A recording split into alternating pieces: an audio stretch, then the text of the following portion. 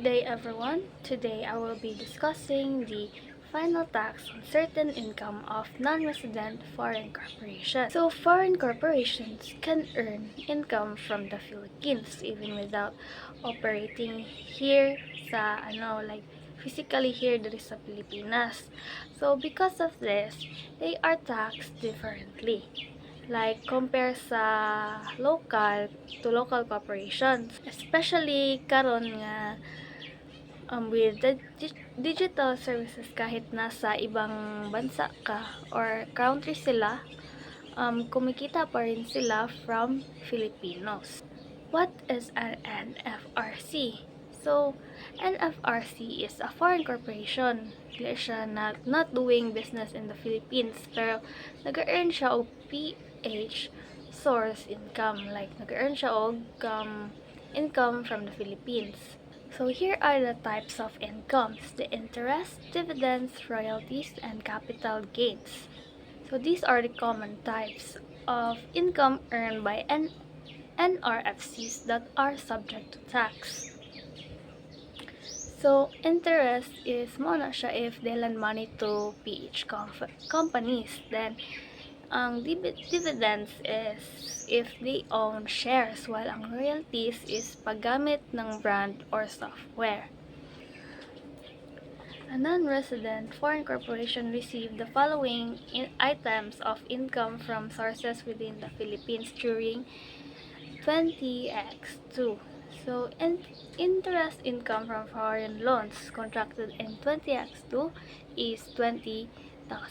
The dividends from the domestic corporation is 40,000. The dividends from a resident foreign corporation is 50,000. The selling price of shares of stock sold through direct buyers or acquisition cost is 40,000 is 190,000. And the royalty income on patent is 100,000. So, ang required ani is to compute the total final tax paid, assuming that the country where the non-resident foreign corporation is domiciled allows the latter tax credit for taxes or deemed paid in the Philippines. The country where the non-resident foreign corporation is domiciled does not allow the latter tax credit for taxes deemed paid in the Philippines. So here is the solution to number 1. Total final tax due assuming tax credit for taxes deemed paid in the Philippines is allowed. So sa item of income, interest income from foreign loans, it amounts to 20,000, the tax rate is 20%, and tax due is 4,000. Dividends from domestic corporation, 40,000 ang amount, tax rate is 15%, tax due is 6%.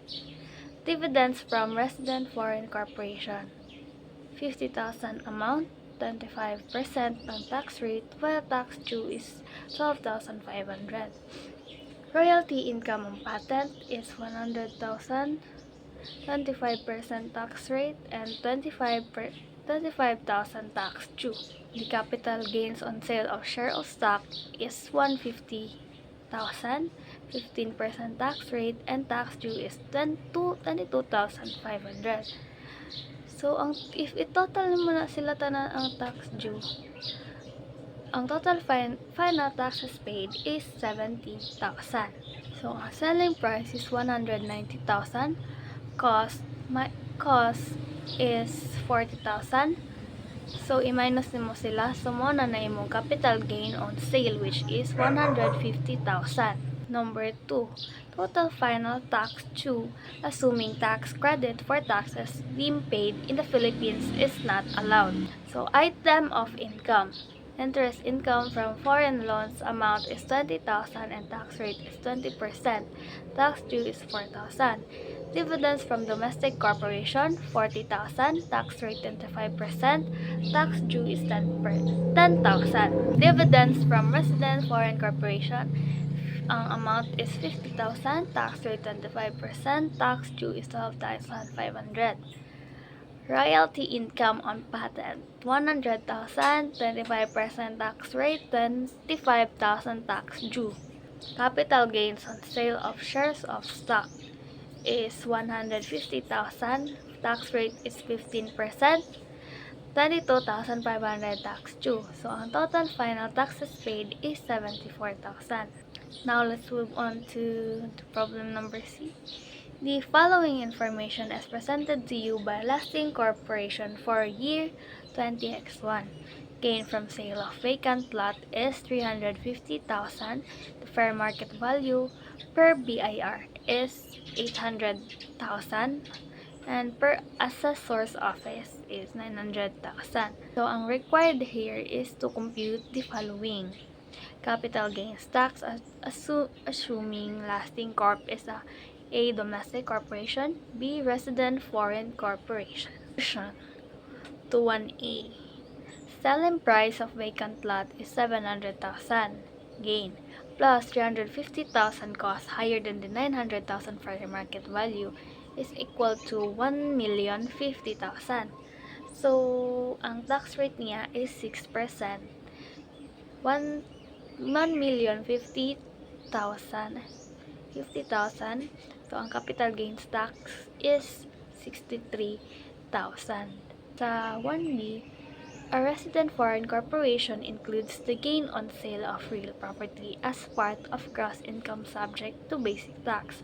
Thus, no capital tax will be paid if Lasting is a resident foreign corporation.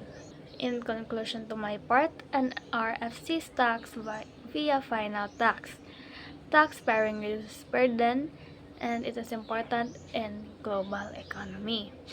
So, NRFC taxation ensures that proper collection of taxes while supporting the international businesses. So, ang taxation is not just about paying but also affects the business strategies. That's all for my part. Thank you.